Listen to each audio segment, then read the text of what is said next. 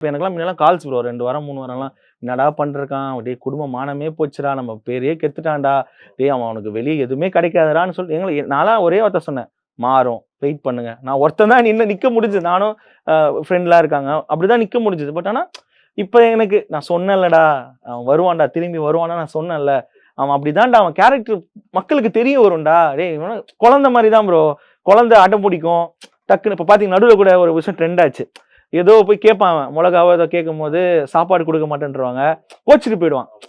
அவன் ஏஜுக்கு கோச்சிட்டு போறவன் நீங்க பாருங்க ப்ரோ அவன் போயிடுவான் கானா வினோத் போயிட்டு இல்ல மச்சான் நான் வரல ஒரு மாதிரி அந்த இடத்துல ஒரு குழந்தை இருக்கும் ஏன்னா அதான் ப்ரோ சொல்றேன் கானா வினோத்துக்கு அது புரிஞ்சிருக்கு இவன் வந்து ஒரு குழந்தை மாதிரி இவனுக்கு எதுவும் தெரியாதுடா அப்ப நீங்க பாத்தீங்கன்னா அந்த பிராங்க் பண்ணி கூட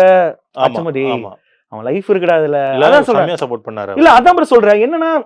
அதான் இப்ப நான் என்ன சொன்னா இப்ப கானா வினோத்தை தோத்து கமருதீன் ஜெயிச்சாலும் கானா வினோத் கண்டிப்பா ஃபீல் பண்ண மாட்டார் ஏன்னா தன்னோட குழந்தை தன்னோட ஃப்ரெண்டு தன்னோட தம்பி தன்னோட ஃபேமிலி ஜெயிச்ச மாதிரி தான் அவர் நினைப்பாரு கமருதீனும் அதே மாதிரி தான் நினைப்பான் கானா வினோத் ஜெயிச்சிட்டாங்கன்னா கண்டிப்பா ப்ரோ ஏன்னா அவங்க ஒரு பர்சனலா கனெக்ட் இருக்கு அவங்களுக்குள்ள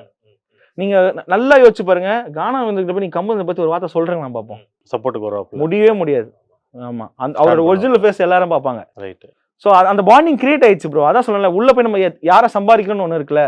அவர் கானா வினோத்தை சம்பாதிச்சிருக்காங்க சூப்பர் ஆமா